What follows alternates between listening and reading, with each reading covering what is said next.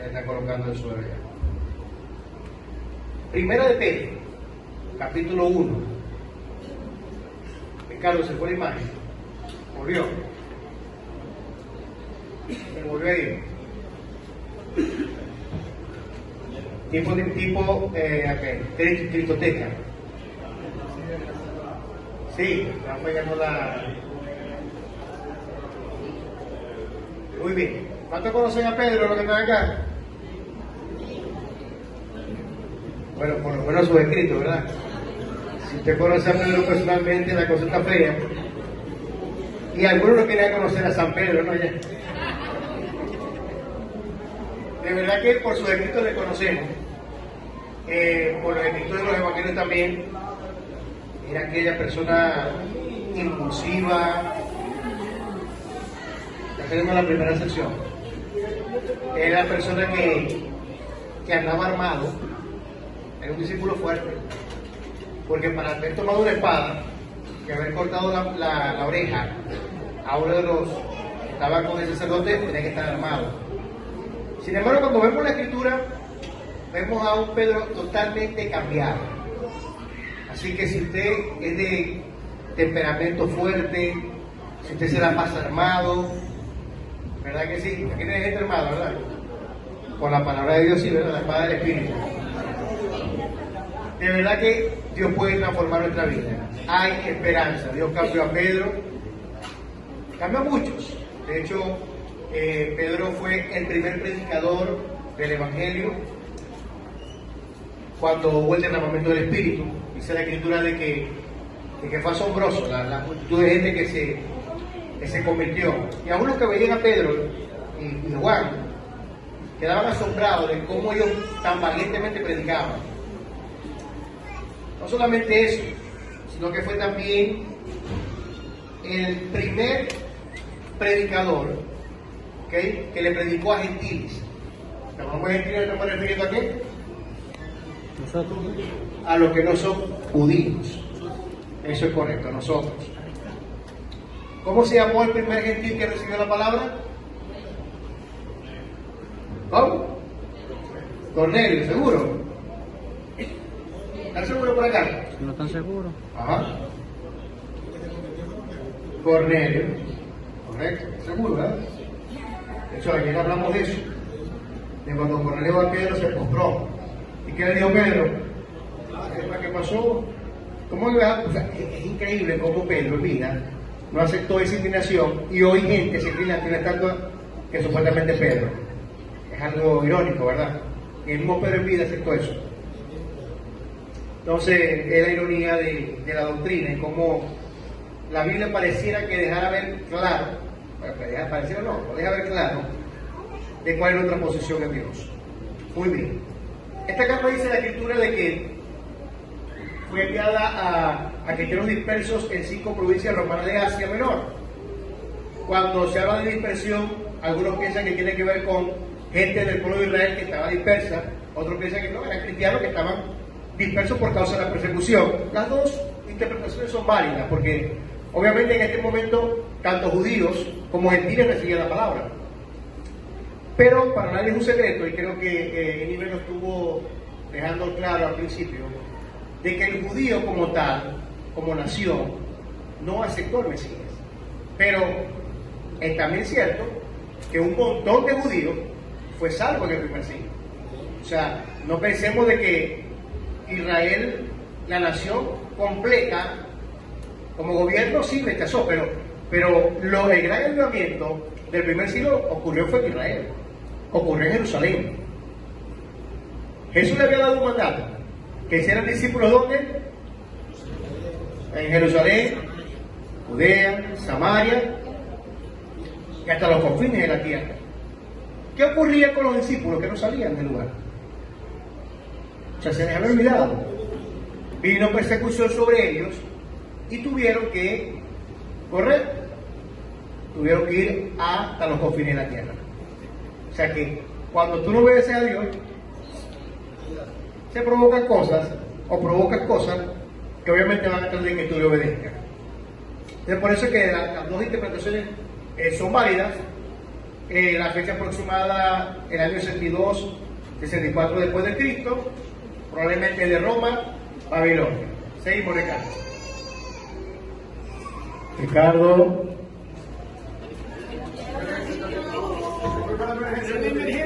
Luis, sí. ¿Ah? Estaba en la emergencia también, pero eso Oye, usted estaba orando para que yo me quede en la emergencia. Sobre Dios, sobre Dios.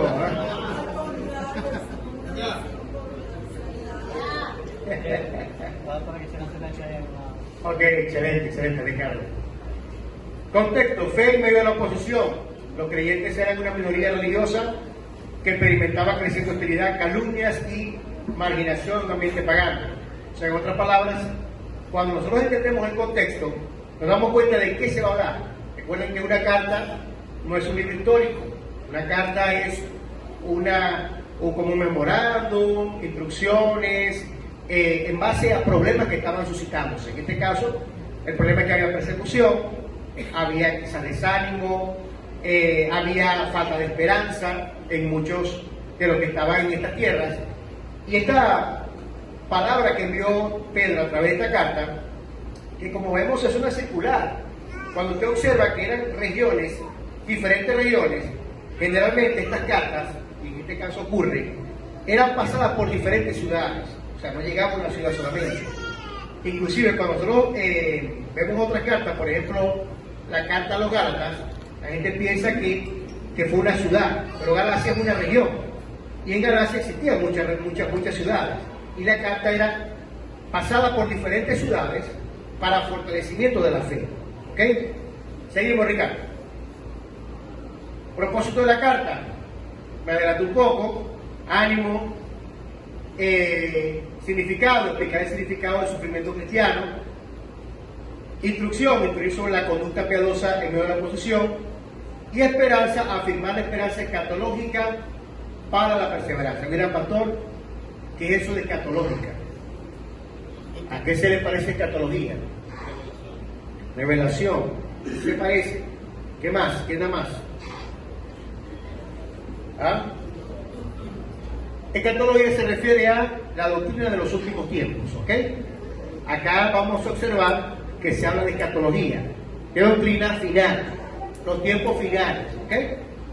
Seguimos, Ricardo.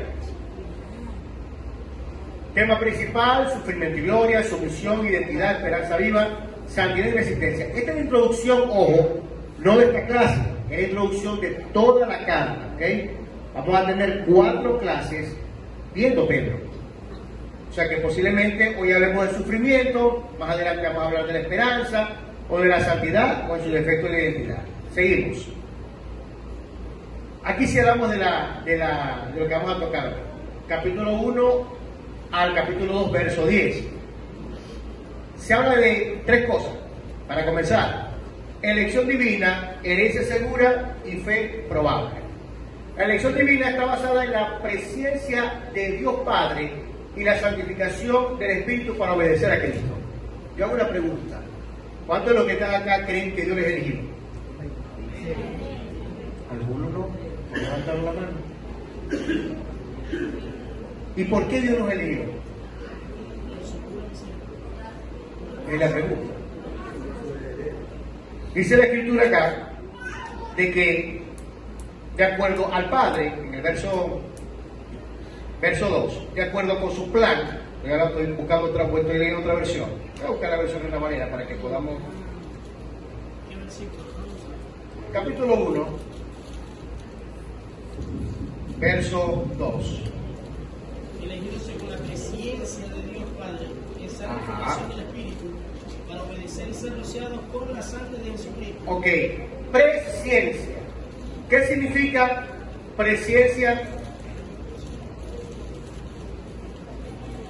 Parece que el mecanógrafo se equivocó, ¿verdad? Era presciencia, se le colocó la C. Se equivocó, ¿verdad? No, no se equivocó. Presciencia tiene que ver con conocimiento anticipado. Es decir, que Él tiene un plan. Y en el plan estaba a escogerte a ti, estaba a escoger a mí. O sea, en otras palabras, no fue algo de sorpresa para Dios, sino que en ti y en mí había plan. O sea, usted y yo estábamos planeados desde antes de la fundación del mundo para ser salvos. Es algo impresionante. Surgen muchas preguntas que no vamos a tocar en detalle. Me gusta, ahí me está colocando Ricardo el versículo. Me gusta Ricardo. Oye, Ricardo de verdad que vale oro. Escuche bien. ¿Cómo fue ese conocimiento? ¿Cómo es ese conocimiento anticipado de Dios? Porque la gente dice, bueno, somos salvos por soberanía. Resulta que Dios soberanamente escogió a algunos, eligió a algunos para salvación y eligió a otros para perdición. Y vemos a un Dios como que duro, difícil y arbitrario. Pero resulta que la Escritura dice de que Dios desea que todos los hombres procedan al arrepentimiento. Entonces esa doctrina va en contra de la doctrina general de la Biblia. Entonces, ¿qué podemos entender? De que Dios en su conocimiento anticipado vio algo. No sabemos qué vio, porque lo cierto es que nosotros tenemos mérito para ser salvos. Lo explicamos muy bien ayer. Por gracia somos salvos. La escuela más sana dice que, bueno, que él en el plan o en su conocimiento anticipado, él vio que íbamos a decir que sí. Y en base a eso elaboró un plan. Algunos dicen, no, es que todavía está dependiendo de nosotros. El punto está en que el plan de Dios es soberano y en el plan de Dios usted y yo estamos. Eso es lo glorioso. Yo creo que eso merece un fuerte aplauso al Señor, ¿verdad?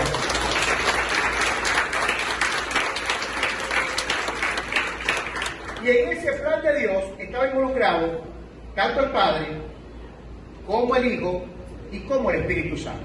Hay algo interesante. Yo no sé cómo ese tipo de doctrina donde habla de que solamente es el Padre, solamente es Jesús o solamente el Espíritu Santo, ¿qué hacen con estos textos? Porque acá claramente se deja ver que aunque la obra es de Dios, los tres intervienen. Acá dice la Escritura de que el Padre elige por medio del Espíritu Santo, nos limpia y a su vez nos permite obedecer a Jesucristo. O sea, la Trinidad actuando para la salvación nuestra.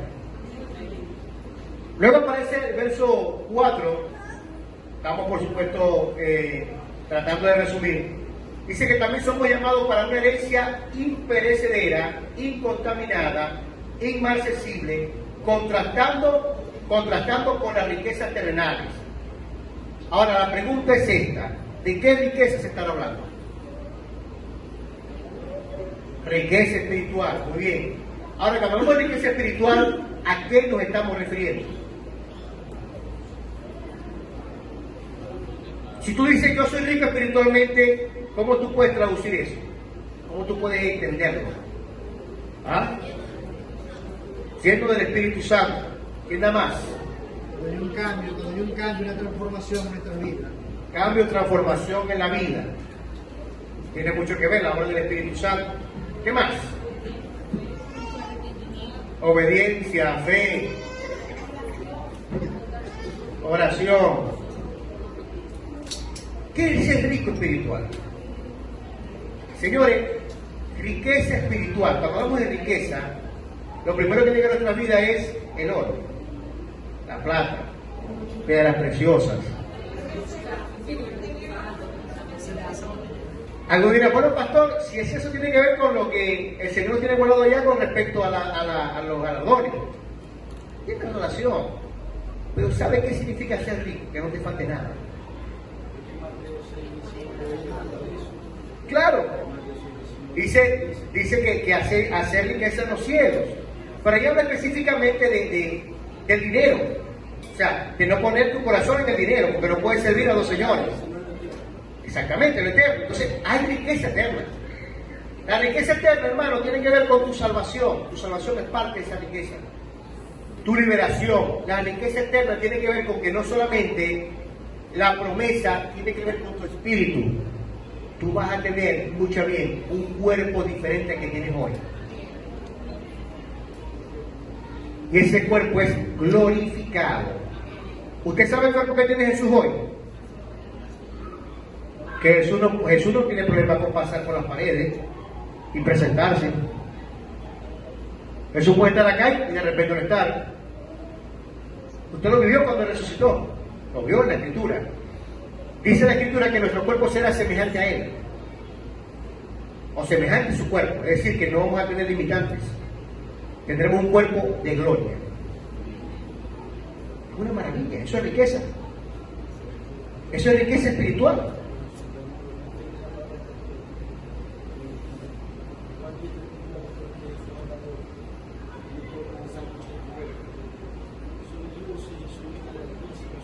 Claro, realmente tú te conviertes en hijo de Dios y pasas a ser heredero de todas las promesas que Él tiene. Eso es correcto. Dice acá, y que nos dará todo lo que nos ha prometido y que tiene guardado en el cielo. Otra versión. Lo que nos ha prometido no puede destruirse, ni mancharse, ni marchitarse. Verso 5. Ustedes confían en Dios y por eso los protege con su poder, para que puedan ser salvados tal y como está planeado para los últimos tiempos. En la versión Reina Valera dice, para que seáis salvos. La pregunta dice, pero un momentico, si ya no somos salvos, ¿cómo que vamos a ser salvos de nuevo?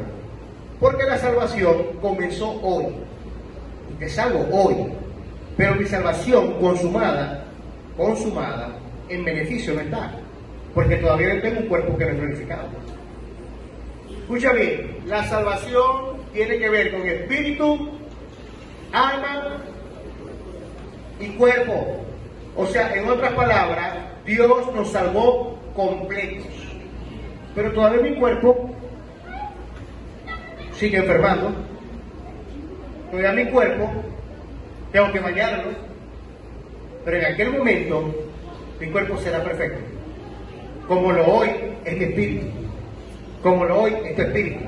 Él va perfeccionando espíritu, alma y cuerpo. Eso es riqueza. Riqueza tiene que ver con tu eternidad, con Dios. También habla de la fe probada.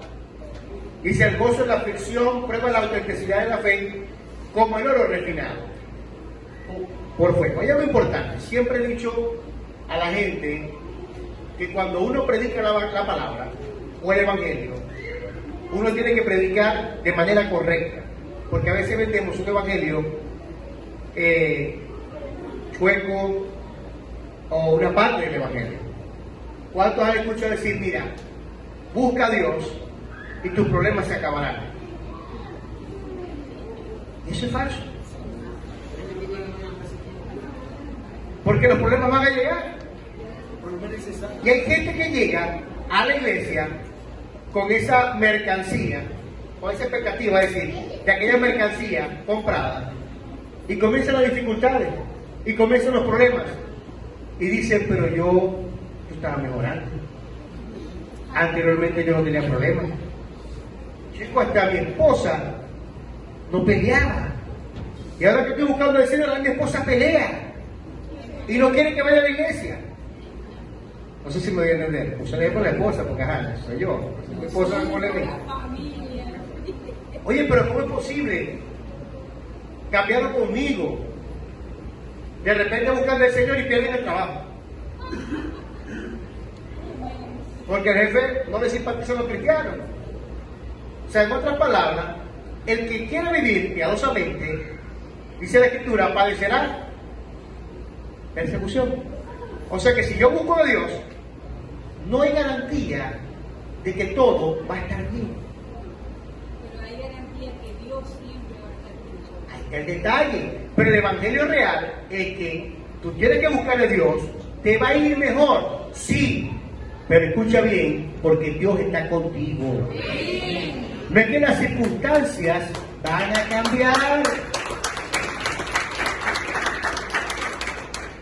Mira, escuche bien, a veces las circunstancias se empeoran. Pero lo más importante es que Dios está con nosotros. Y esa es la diferencia. No es lo mismo tener una prueba sin Dios a tener una prueba con Dios. Dígame. Yo he mencionado, es que Jesús habló de aflicciones. Pablo habló de aflicciones, de aflicciones. Pedro, en está hablando de aflicciones. Entonces, ¿cómo que el Evangelio me aparta las aflicciones? No hay manera.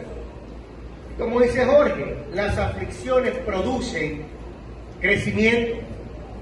Las aflicciones te hacen caminar, te purifican como el oro.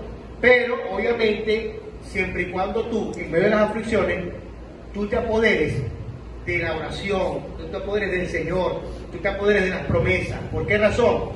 Porque a veces dice, bueno, Señor, ya tú estás conmigo, bueno, tú vas a solucionar. Okay, no. Hay que lucharla. Hay que pedirle sabiduría.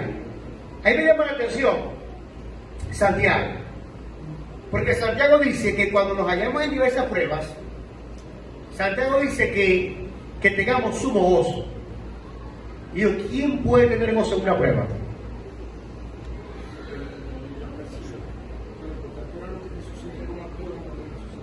Mire, hermano, una prueba es difícil. Claro. Por eso es que Santiago dice, tener por sumo gozo. Pero tiene que ser algo voluntario. Yo he escuchado decir gente, bueno, cuando la prueba es de Dios, produce gozo. Cuando no es de Dios, no produce gozo. No hay cosa tal como eso. Porque la prueba como tal, hermano, no produce alegría.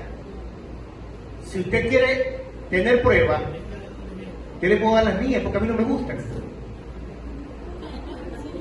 Me entristece, me ponen mal. Pero cuando yo entiendo, como dice Jorge, Jorge, de que hay productividad en la prueba, la cosa cambia. Entonces cuando yo puedo decir, bueno, Señor, la prueba en mí produce paciencia, la prueba en mí produce que yo crezca, produce madurez. Entonces yo puedo decir, yo me gozo la prueba, con convicción de que algo tiene que hacer el Señor. Y voy a ver la mano de Dios, porque cuando tú ves la mano de Dios, claro, la prueba de vuestra fe produce paciencia, dice Santiago. Mas tenga la paciencia su obra completa, porque ese es el problema, que la paciencia se mantenga, para que seáis maduros sin que os falte cosa alguna, dice Santiago. Dime. La de Job, ¿no? Que no tenía todo, que como el mismo dice la palabra, que la vida te había oído, pero ahora mis ojos te ven, no te conozco. Hubo un trato, hubo un crecimiento. En su peor momento lo que ocurrió. ¿Y usted sabe cuánto tiempo estuvo Job en esa prueba? ¿Cuánto creen ustedes? Fíjense la siguiente.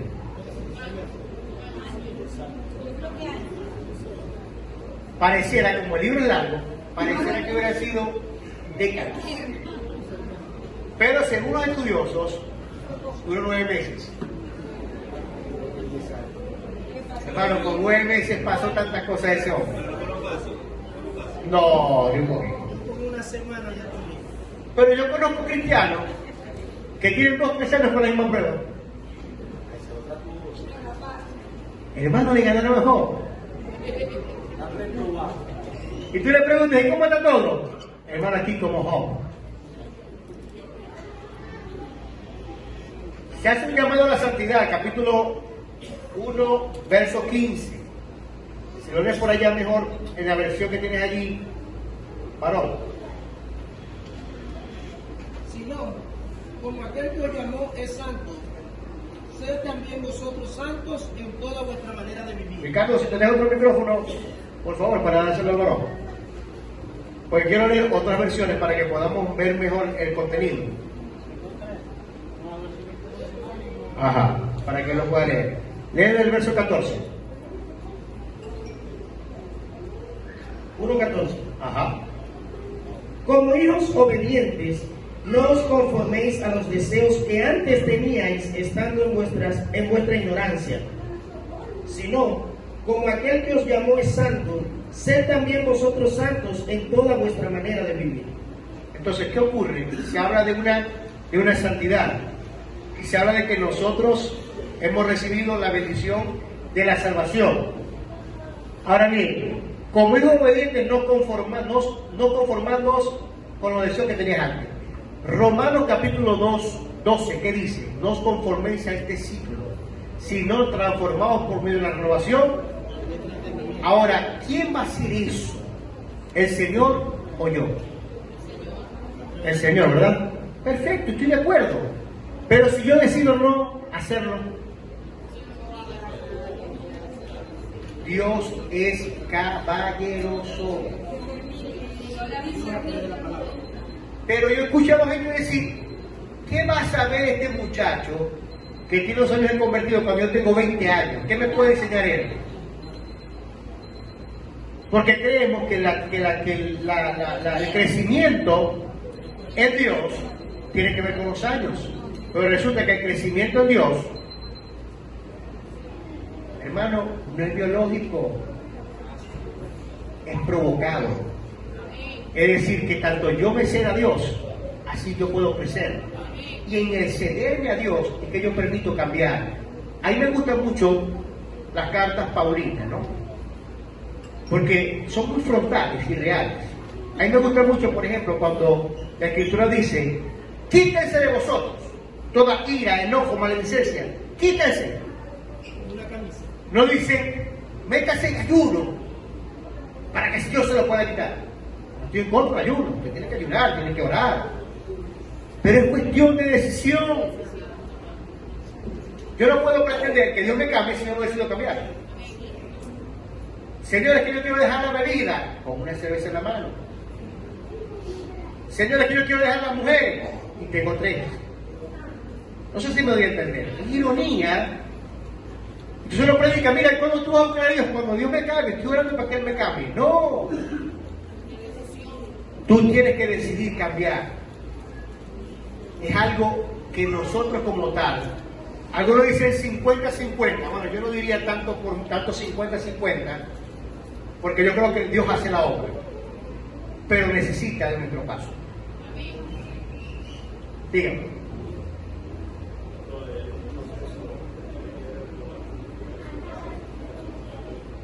Exactamente.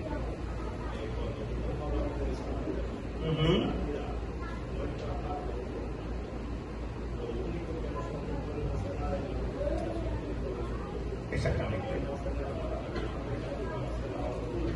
Exactamente. Exactamente.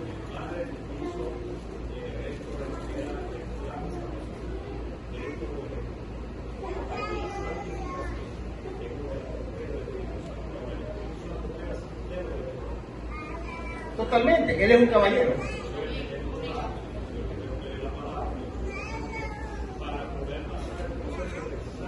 Por eso es que es importante que nosotros entendamos que la cosa comenzó en el espíritu, pero el camino apenas está comenzando.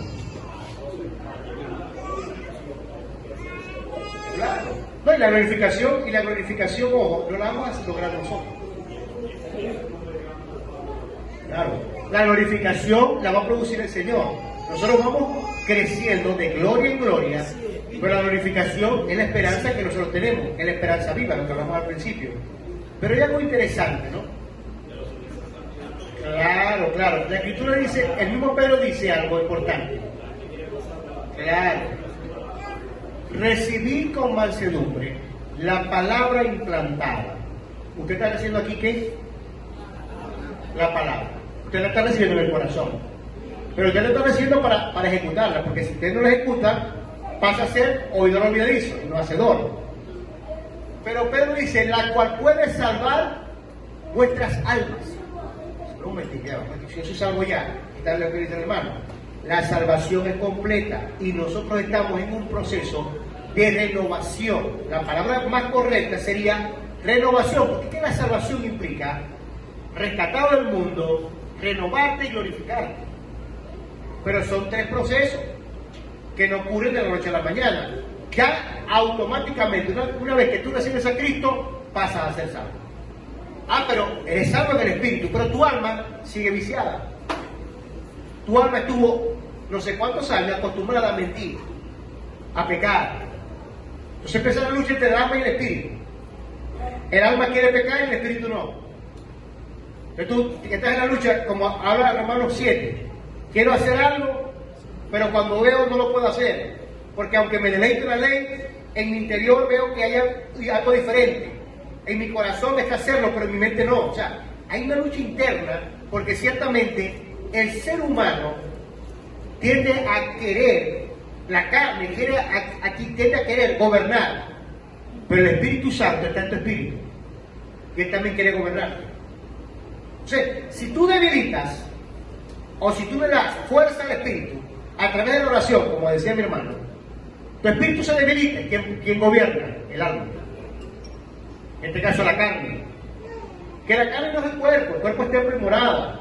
La carne se refiere a aquellos vicios que están en el alma que tienen que ser renovados y cambiados. Entonces, ¿quién vence? ¿Al animalito o a la mascota que tú le das más comida? Si te da el espíritu como mascota y el alma como mascota, a quien tú alimentes más y se gobernará.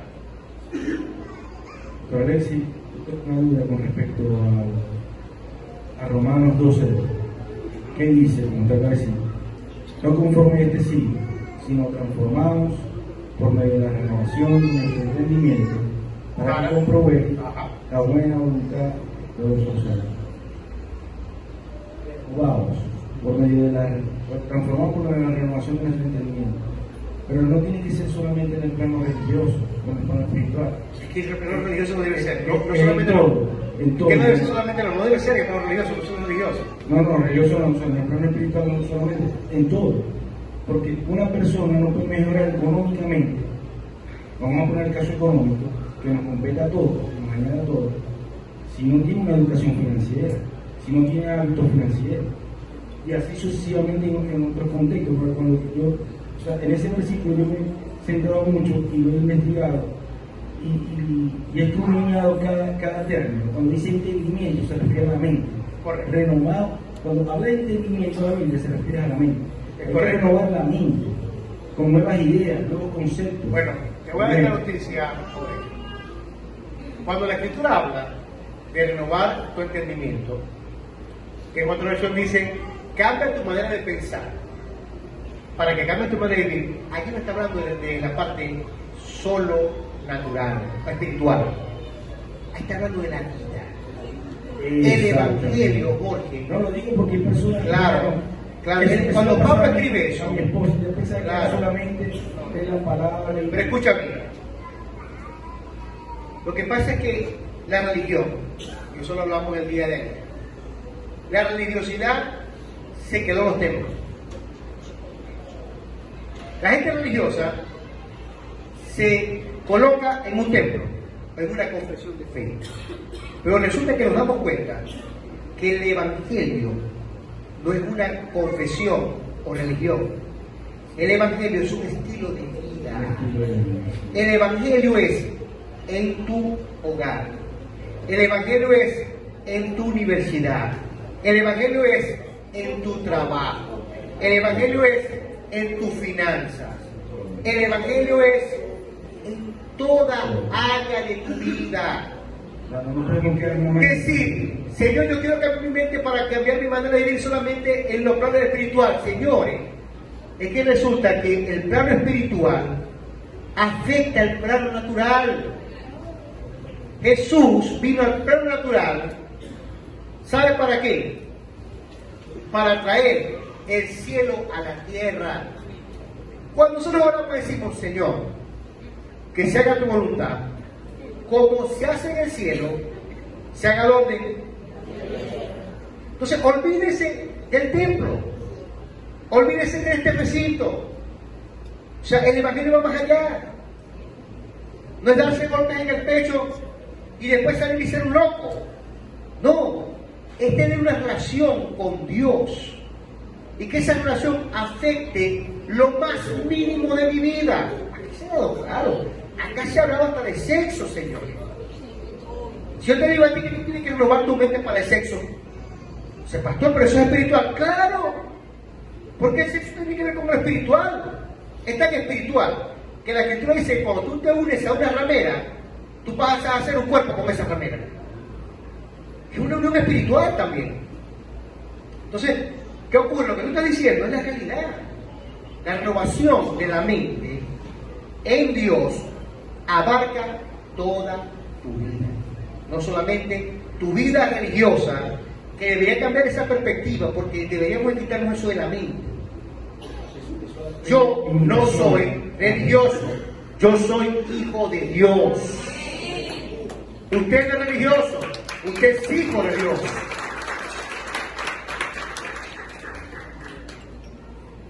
Capítulo 1, verso 10 al 12. ¿Qué dice ahí? Capítulo 12, No, capítulo 1, verso 10. 1:10. Ajá. Los profetas que profetizaron de la gracia destinada a vosotros inquirieron y diligentemente indagaron acerca de esta salvación, ¿Qué más? escudriñando qué persona y qué tiempo indicaba el Espíritu de Cristo que estaba en ellos, el cual anunciaba de antemano los sufrimientos de Cristo y las glorias que vendrían tras ellos.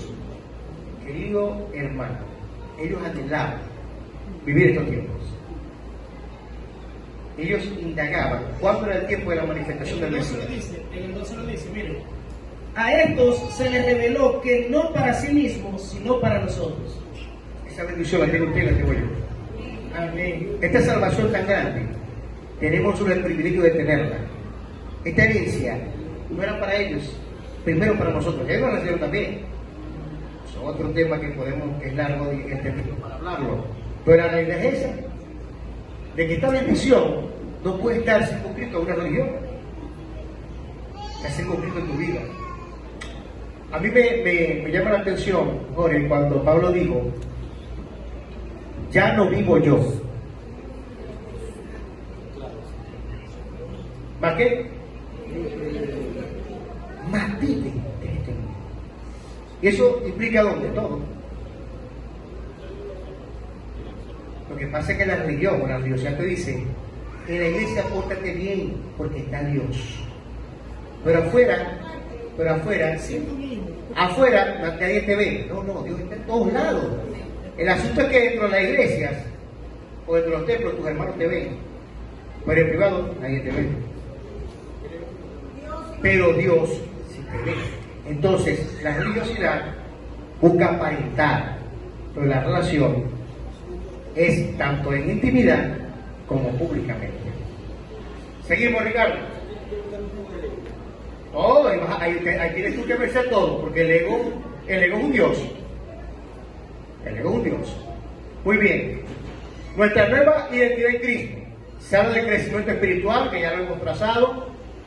Se habla de la piedra angular. Yo quiero que leamos esto, lo lean detenidamente. Capítulo 2, versos 6 al 8. Está hablando Pedro. Escuche bien. Al que se le dijo Pedro, que significa roca. ¿Qué dice Pedro? Por lo cual también contiene la escritura. He aquí, pongo en Sión la piedra principal del ángulo, escogida, preciosa, y el que creyere en él no será... Aguanta, pero resulta que yo conozco gente que dice que Pedro es la roca. Pedro es la roca, pero no es la roca sobre quien se edificó la iglesia, señores. La roca sobre quien se edificó la iglesia fue Jesús. Pareciera que el Señor nos diera esa revelación como para que no hubiera duda de que Él no era sobre quien se edificaba la iglesia. Él mismo está diciendo que hay una roca sobre el cual se edificó. Léelo de nuevo, que no lo escuche bien. Por lo cual también contiene la escritura. He aquí, pongo en Sión la principal piedra del ángulo, escogida, preciosa, y el que creyere en él no será avergonzado. Para que vosotros, pues, los que creéis en el precioso, pero para los que no creen, la piedra que los edificadores desecharon, ha venido a ser la cabeza del ángulo. Cristo. Cristo es la piedra. Cristo es la roca. ¿Cuál es tu roca? ¿Cuál es mi roca? Cristo. Pablo lo dejó ver bien. Pablo habló del fundamento que él edificaba. Y Pablo dice que él edifica sobre la roca, sobre Cristo. Y otros sobre edifican. Nuestro fundamento es Cristo. Señor, nuestro fundamento no puede ser Pedro.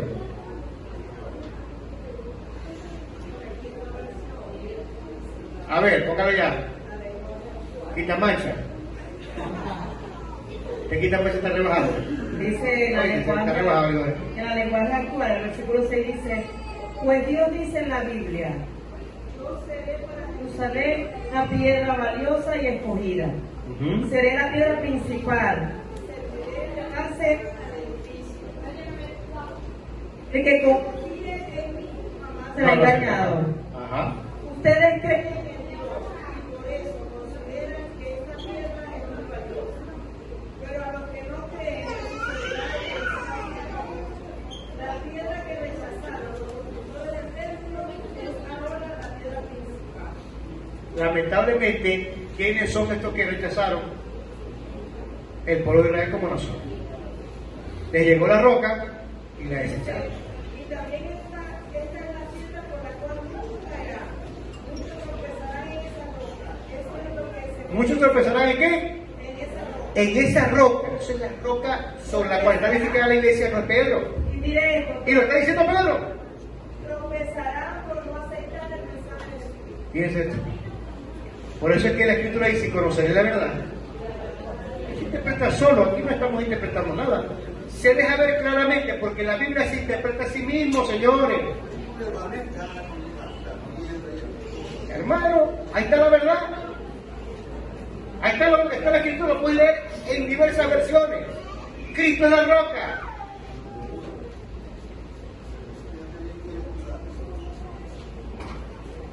Nuestra identidad en Cristo, crecimiento espiritual, piedra angular, lo voy a leer, Cristo es el fundamento precioso para los incrédulos.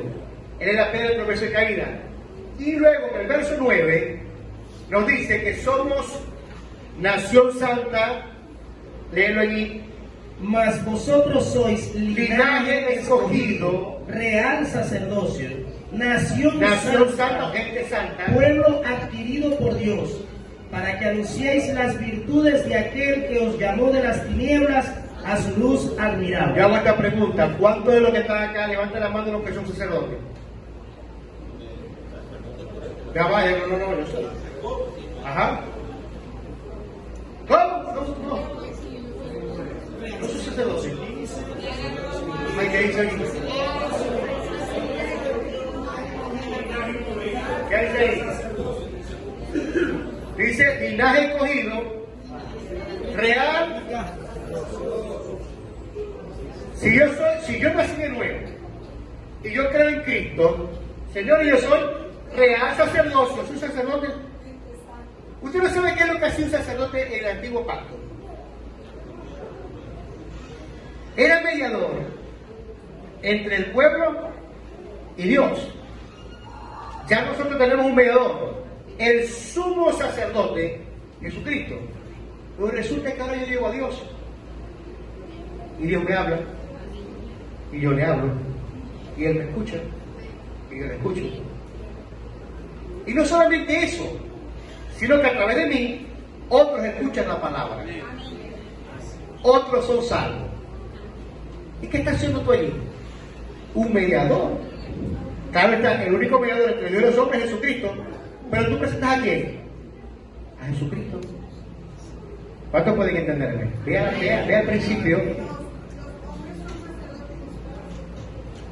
Claro, sacerdote en su casa, pero usted como mujer también es sacerdote de Dios Altísimo, porque acá el Evangelio no distingue sexo, no es hombre o mujer, sino una persona que adora y exalta el nombre del Señor.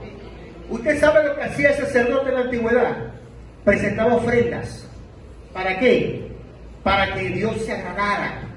Ahora, ¿quiénes son los que presentamos ofrendas delante de Dios? Nosotros.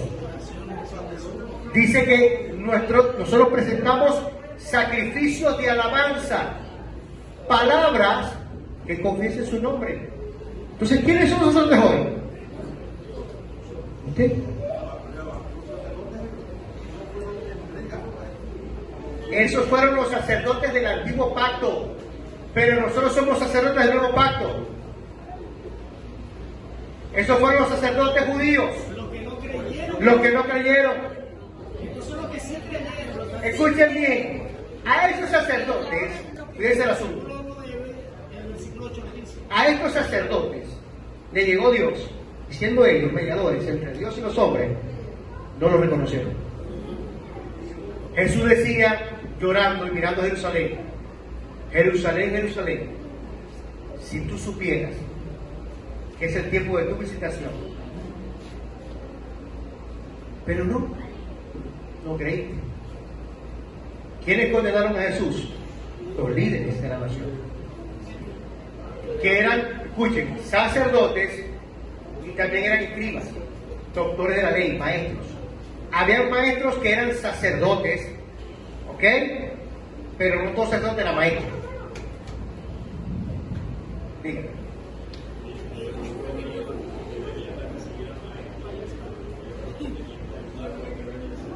Claro.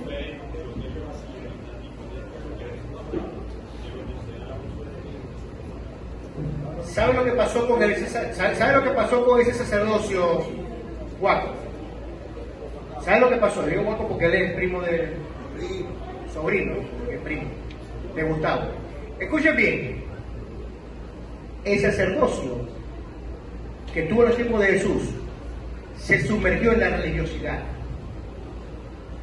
en un círculo vicioso, donde no dejaban, digamos, cabida al pensamiento de que el Mesías podía llegar en un asno,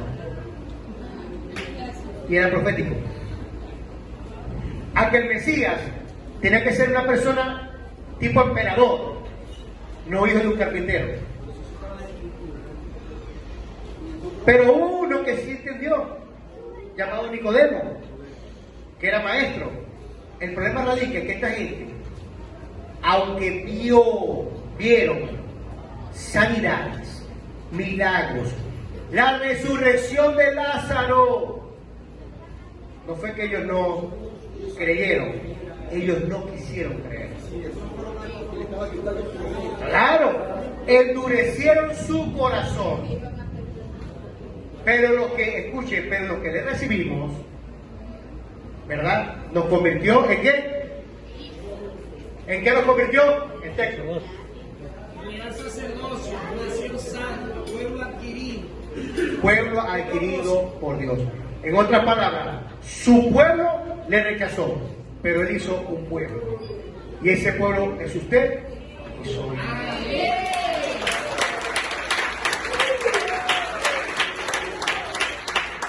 A ver, ¿alguna duda, inquietud? Vamos a dejarlo por acá, hasta acá. ¿Todo claro? Vamos a ponernos en pie, vamos a dar gracias a Dios.